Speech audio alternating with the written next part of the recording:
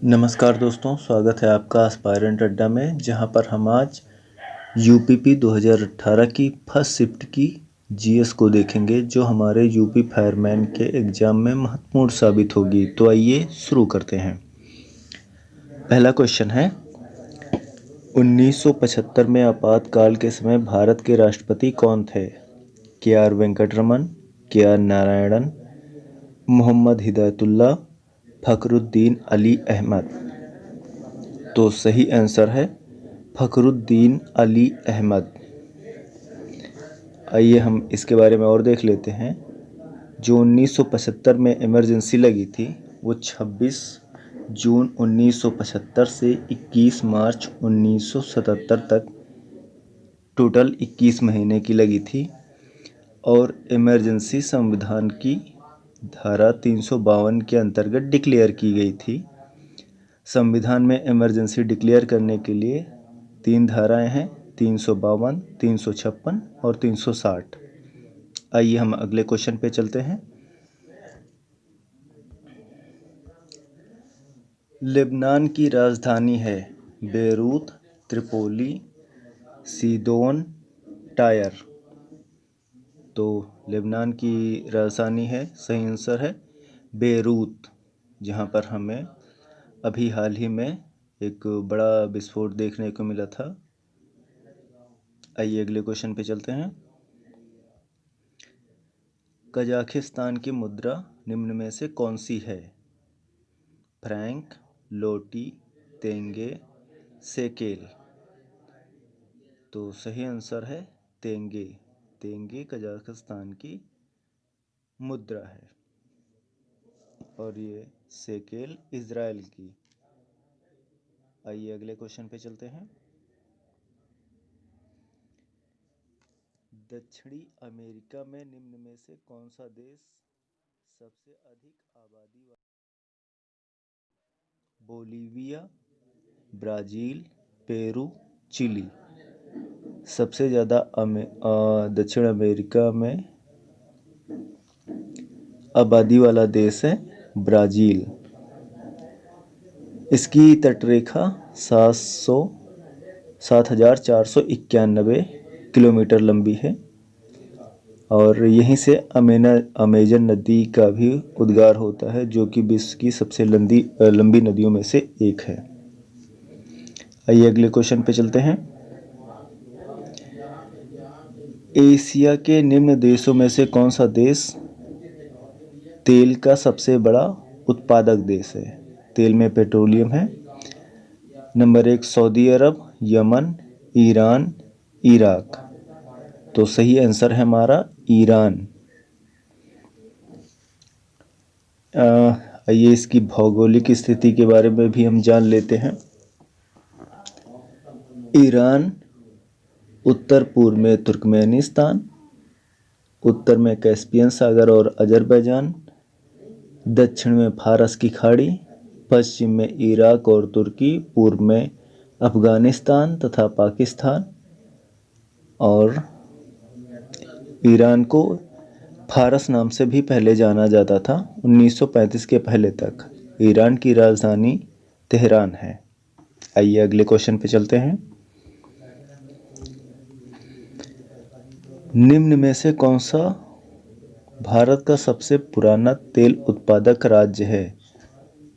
उड़ीसा, झारखंड, असम, मध्य प्रदेश। तो सबसे सही आंसर हमारा है सबसे अधिक तेल उत्पादक राज्य है असम। यहाँ का जो प्रोडक्ट हैं वो हम देख लेते हैं कि यहाँ इस राज्य में और कौन कौन से अधिक जो हैं उत्पाद हैं। यहाँ पे प्राकृतिक गैस, कोयला, रबर इत्यादि प्रचुर मात्रा में पाए जाते हैं। और यहाँ असम की चाय, सभी लोगों को जानकारी है कि असम की चाय देश विदेश में प्रसिद्ध है। आइए अगले क्वेश्चन पे चलते हैं। अगस्त 2018 के अनुसार भारत के राष्ट्रीय मानवाधिकार आयोग के वर्तमान अध्यक्ष कौन हैं? न्यायमूर्ति के.जी. बालकृष्णन, न्यायमूर्ति पिनाकी चंद्र घोष, न्यायमूर्ति एच.एल. दत्तू, न्यायमूर्ति टी. मुरुगेसन। तो सही आंसर क्या है? सी, न्यायमूर्ति एच.एल. दत्तू। भारत का राष्ट्रीय मानवाधिकार आयोग 1993 को इसका प्रादुर्भाव हुआ 12 अगस्त 1993 को, जो कि मानवाधिकारों की रक्षा करता है। आइए अगले क्वेश्चन पे चलते हैं। अगस्त 2018 में भारत में दिल्ली पुलिस द्वारा गठित सर्व महिला स्पेशल वेपन्स एंड टैक्टिक्स स्वाट टीम में कमांडो की कुल संख्या कितनी होती है? तो दिल्ली पुलिस द्वारा ये स्वाट टीम गठित की गई है। इसमें कमांडो की संख्या कितनी होती है? पहला है 36, दूसरा 46, तीसरा है 56 और चौथा है 66। तो इसका सही जवाब है आंसर नंबर 1, 36। आइए अगले क्वेश्चन पे चलते हैं। भारत में मई 2018 में लैंड बॉर्डर क्रॉसिंग समझौते पर किस देश के साथ हस्ताक्षर किए हैं? भूटान, बांग्लादेश, म्यांमार, नेपाल। भारतीय विदेश मंत्री सुषमा स्वराज ने उस समय पर, जो अब नहीं है, म्यांमार की यात्रा के दौरान 11 मई 2018 को म्यांमार की स्टेट काउंसलर आंग सान सूकी से मुलाकात की। इस मुलाकात में भारत और म्यांमार के साथ 7 समझौतों पर हस्ताक्षर किए गए। इन्हीं दोनों देशों ने सीमा पर आवाजाही को आसान सुविधा बनाने के लिए लैंड बॉर्डर क्रॉसिंग समझौते पर हस्ताक्षर किए। आइए अगले क्वेश्चन पर चलते हैं। वर्ष 2016 के लिए भारत के राष्ट्रपति द्वारा अगस्त 2018 में उत्कृष्ट संसदीय पुरस्कार से किसको नवाजा गया? तो इसके 4 ऑप्शन हैं। गुलाम नबी आज़ाद, दिनेश त्रिवेदी, डॉक्टर नजमा हेपतुल्ला, हुकुमदेव नारायण यादव। तो इसका सही जवाब है option number B, Dinesh Trivedi. आइए अगले क्वेश्चन पर चलते हैं। अगस्त 2018 के अनुसार भारतीय प्रतिभूति और विनिमय बोर्ड, जिसको सेबी के नाम से भी जानते हैं, के वर्तमान अध्यक्ष कौन हैं? इसके 4 आंसर हैं। अजय त्यागी, जी महालिंगम, एस.के. मोहंती, यू.के. सिन्हा। तो इसका सही जवाब है अजय त्यागी। आइए अगले क्वेश्चन पर चलते हैं। दांतों की वर्धित छवि को देखने के लिए दंत चिकित्सकों द्वारा किस दर्पण का प्रयोग किया जाता है? तो इसमें पहला ऑप्शन है अवतल दर्पण, दूसरा है उत्तल दर्पण, तीसरा है बाइफोकल दर्पण और चौथा है सादा दर्पण। तो इसका सही जवाब है ऑप्शन नंबर ए, अवतल दर्पण। आइए अगले क्वेश्चन पर चलते हैं। संयुक्त राष्ट्र द्वारा पीने, धोने, खाना पकाने और उचित स्वच्छता को बनाए रखने के लिए अनुशासित न्यूनतम पानी की मात्रा प्रति व्यक्ति प्रतिदिन कितने लीटर है?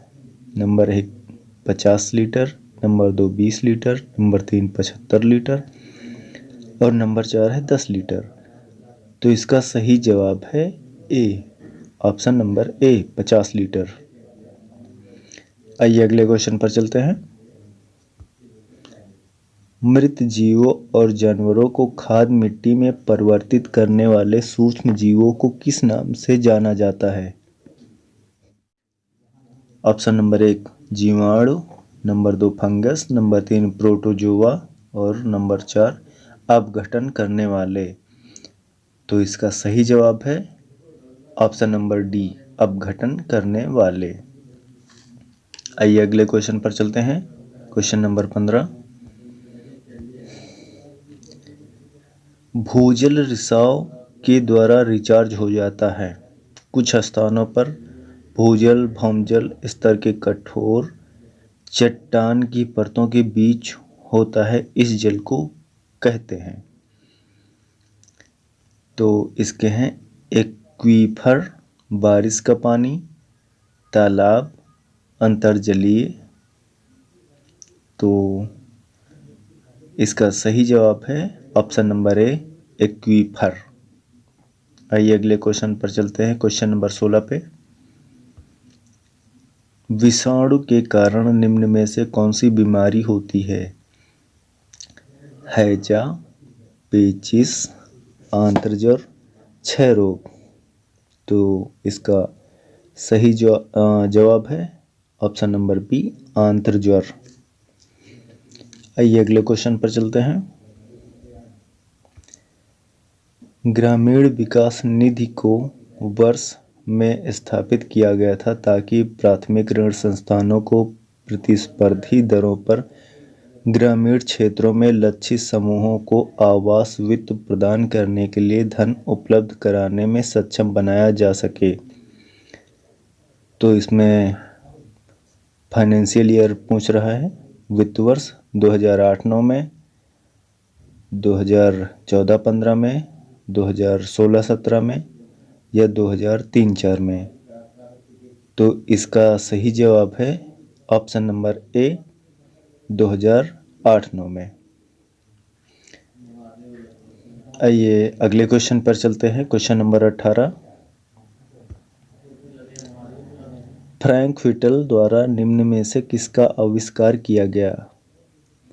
विद्युत चुंबकत्व का, ऑप्शन 2 बेंजीन तरल गैस और ऑप्टिकल ग्लास, नंबर 3 विद्युतीय प्रवाह प्रेरण, और नंबर डी जेट इंजन।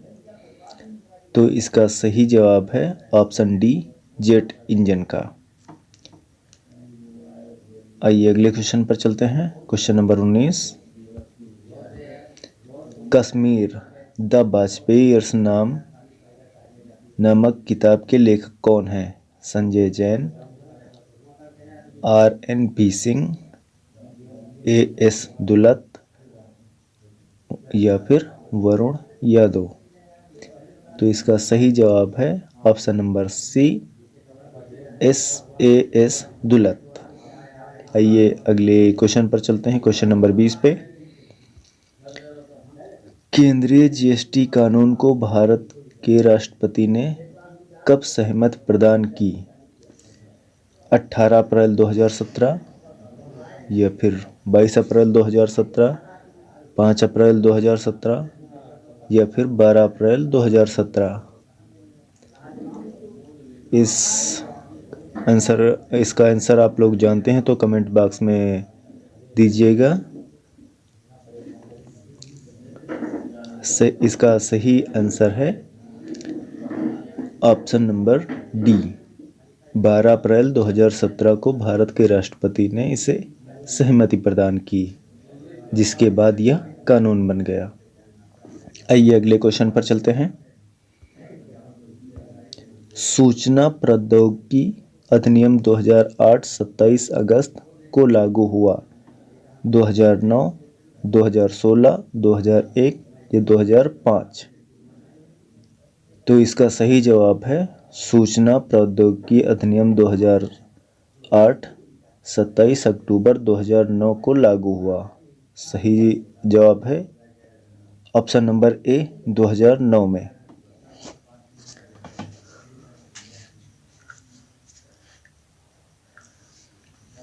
आइए अगले क्वेश्चन पर चलते हैं।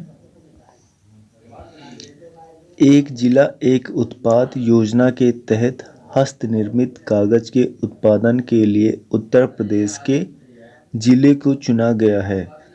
अमेठी, जालौन, देवरिया या फिर कुशीनगर।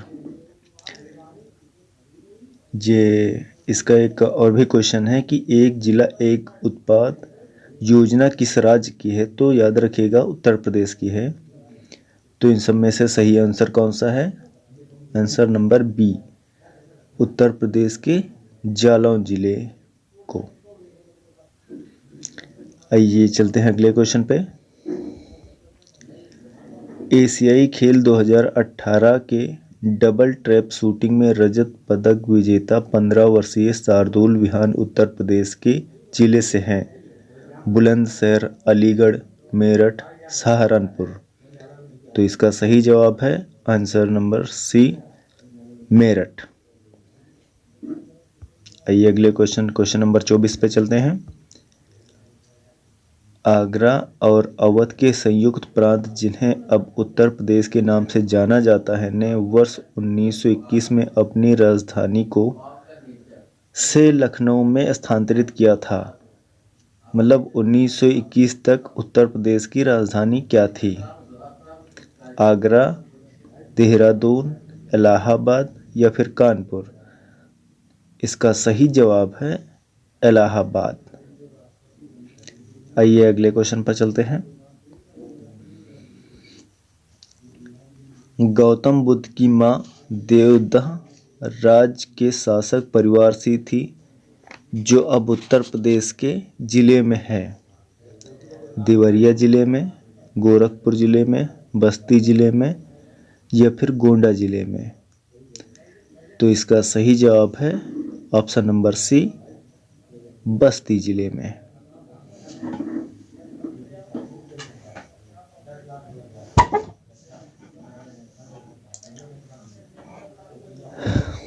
आइए चलते हैं अगले क्वेश्चन पे। Question number 26। वाल्मीकि का आश्रम ब्रह्मवर्त में था, जो में है बिठूर में, झांसी में, ललितपुर में, उरई में। तो इसका सही आंसर है बिठूर में। आइए अगले क्वेश्चन पे चलते हैं। Question number 27। 1 जनवरी 1845 को उत्तर प्रदेश ने नामक पहला हिंदी समाचार पत्र निकाला था, जिसे गोविंद रघुनाथ ने संपादित किया था। तो हमें 1845 में जो पहला हिंदी समाचार पत्र निकाला गया था उसके बारे में बताना है। सरस्वती, बनारस अखबार, हंस, जागरण। तो इसका सही ऑप्शन है ऑप्शन नंबर बी, बनारस अखबार। आइए अगले क्वेश्चन पे चलते हैं। Question number 28। जौनपुर के सरकी शासक सुल्तान हुसैन सरकी ने एक महान संगीतकार थे और उन्होंने की तर्ज पर बड़ा ख्याल विकसित किया था। ठुमरी, गजल, कव्वाली, दादरा।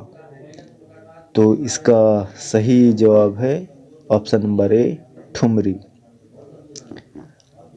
आइए क्वेश्चन नंबर 29 पे चलते हैं। भेड़ कुंड, जहां अर्जुन ने द्रौपदी से शादी करने के लिए मछली को निशाना बनाया था, उत्तर प्रदेश के में है। तो उत्तर प्रदेश के किस जिले में है पूछ रहे हैं। इटावा, फिरोजाबाद, फर्रुखाबाद, बाराबंकी। तो इसका सही जवाब है ऑप्शन नंबर सी, फर्रुखाबाद। आइए चलते हैं अगले क्वेश्चन पे। क्वेश्चन नंबर 30 पे। उस ब्रिटिश गवर्नर जनरल का नाम बताइए जिसने भारत में रेलवे का शुभारंभ किया था। Lord Auckland, Sir Charles Metcalfe, Lord Hastings, Lord Dalhousie.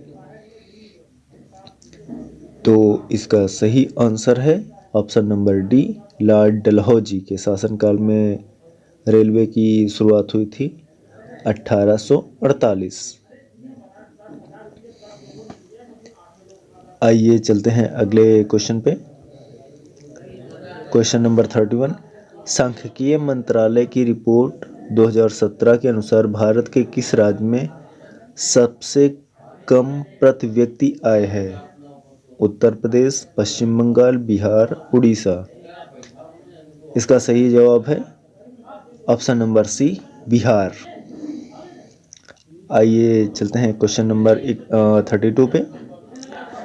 प्रसिद्ध संगीतकार अरविंद पारिक किस संगीत वाद्य यंत्र के साथ जुड़े हुए हैं?